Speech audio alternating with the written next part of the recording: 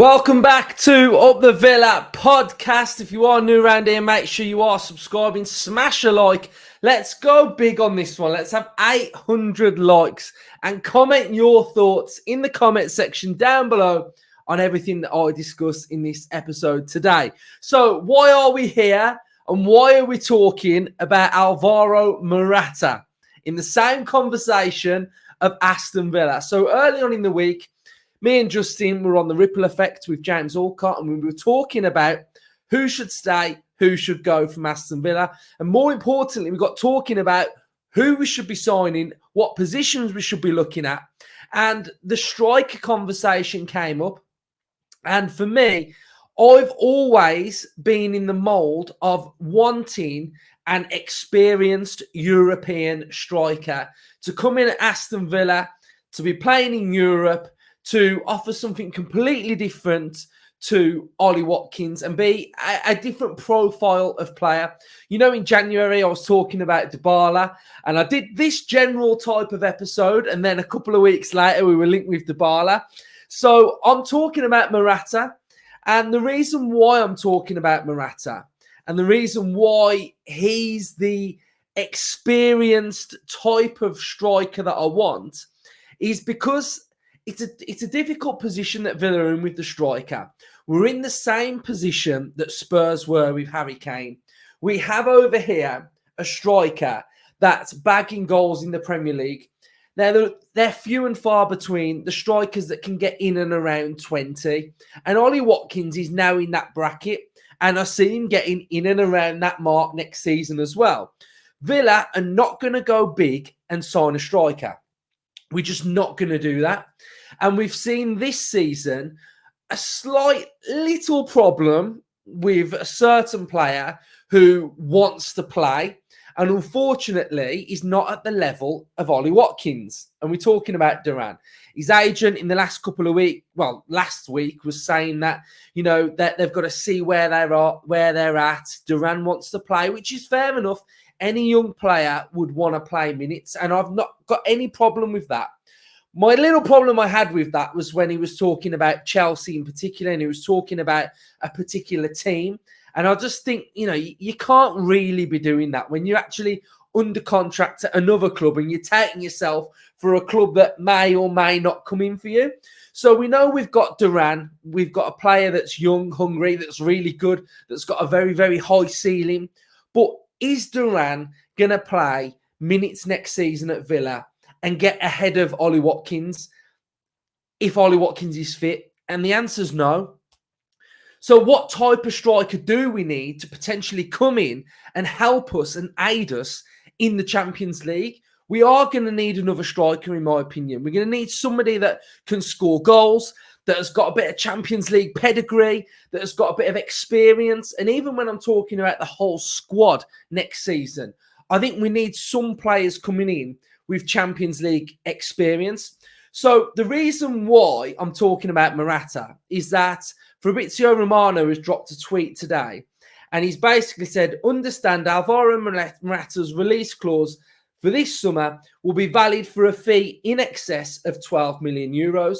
There are possibilities for Morata to leave Atletico this summer based on strikers domino around Europe. And that got me thinking when I was on the Ripple Effect talking about this experienced striker. And I thought, Morata, he would be perfect for the role that we want. In and around 12 million, sign him on 2 years, maybe 3, potentially 3, you know, and spread the cost of that contract over 3 years. You're looking at around £4 million a year, which is not that bad. Wages, maybe we'd have to see about what the wages could possibly be. But Morata has got goals in him, and he's still got goals in him. And I just think it just makes sense in my head. And it might not be Morata. You know, the striker that we sign might not be Morata, but I'm thinking this type of striker. So in the comment section down below, let me know if I'm on the right sort of lines or if you think I'm way off it.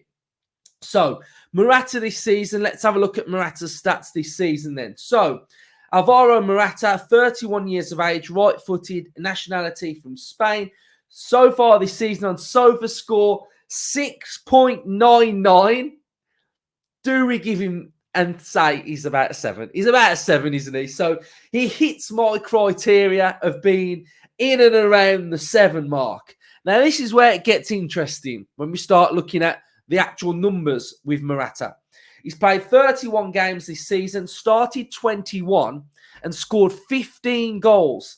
So 15 goals for Atletico is really good numbers, to be fair. He's only started 21, and his total played is 31. So he's just below a goal every other game, which is sensational numbers.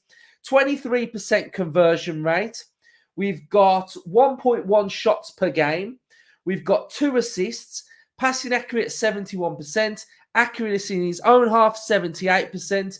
Opposition half 65. Accuracy of long balls 50. We have got 52% successful dribbles. Total duels 150. Ground duels 46. Aerials 59. So in La Liga, you're talking really, really good numbers there. What we're talking about Champions League, they've been in the Champions League this season. He's got a 6.91 rating.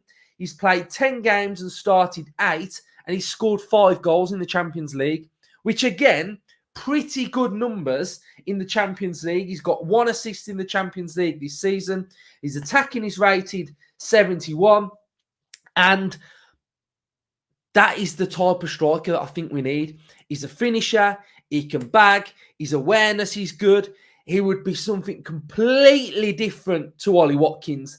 And I'm a big advocate for this. I am a big advocate of having a striker and then having another striker that's a little bit different. James Alcott was saying that we should go for Armstrong from Southampton. And for me, let me know what you think of that one. Armstrong from Southampton, or we're talking Morata. And I think Morata and that type of profile of striker with that experience would be absolutely perfect. Armstrong, I like it, a willing runner, a good finisher.